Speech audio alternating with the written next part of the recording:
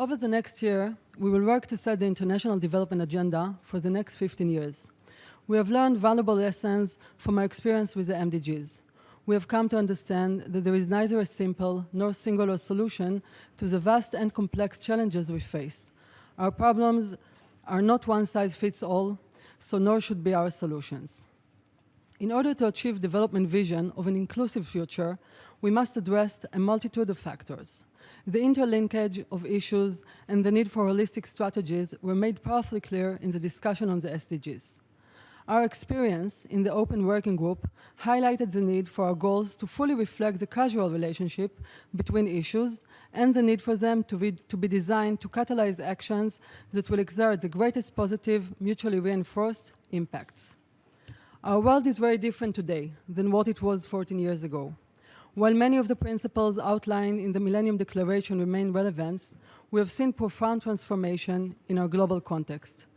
New economic powers have emerged, new technologies are completely changing the way we live, and new demographic patterns affect the structure of our societies. The private sector, philanthropic foundation, and civil society are increasingly woven into global affairs.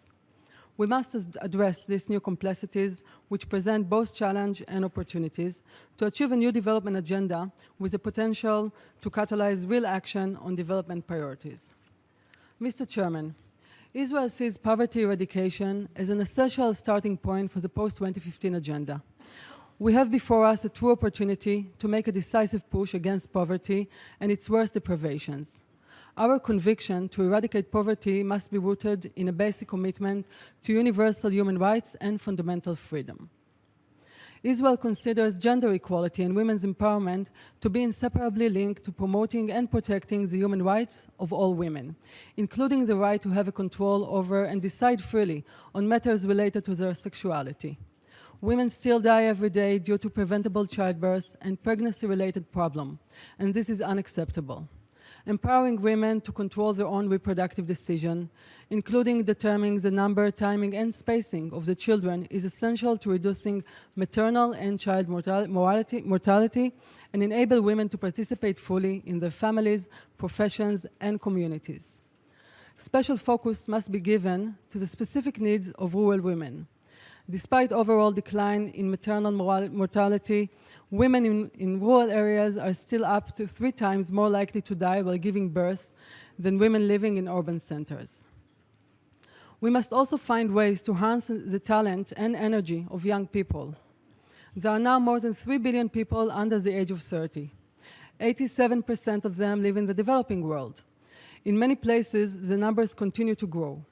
Their involvement in the decision-making and implementation process is critical because it affects their life today and has implications for the futures. Each nation should seek to empower young people and encourage them to have their voices heard. Global citizens are more connected than ever before, and in addition to listening to the voices, we must take advantage of the data revolution, which offers us an opportunity to devise new approaches to development problems. Digital data help us better understand changes in human well-being and get real-time feedback on how well policy responses are working. Mr. Chairman, Israel strongly believes that promoting entrepreneurship is a primary pathway to break the cycle of poverty, empower women and youth, and achieve economic growth and sustainable development. Entrepreneurship has a ripple effect. Business leaders build teams and instill confidence in their peers. They empower others to pursue their dreams. We must intensify our effort to create a platform for all visionaries, the dreamers, and the risk-takers around the world. For every person that we do not empower, for every person that we do not believe in, we may be losing a great thinker, activist, or scientist. Harnessing talents and creating opportunities will be crucial to boost our global agenda forward. Mr. Chairman, we look toward 2015 and beyond.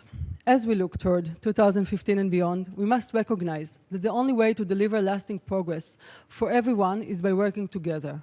We look forward to formulating an agenda that is easy to understand, easy to communicate, and actionable.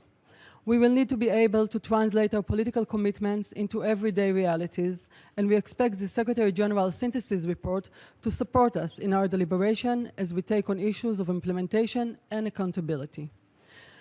We are beginning what will surely be a very intense year, with many different and interrelated processes competing for our attention. For this reason, we believe it is important the delegation respect the deadlines set by the Secretariat and keep substantive update to resolution to a minimum. Israel looks forward to working with all of our colleagues during this session. Thank you, Mr. Chairman.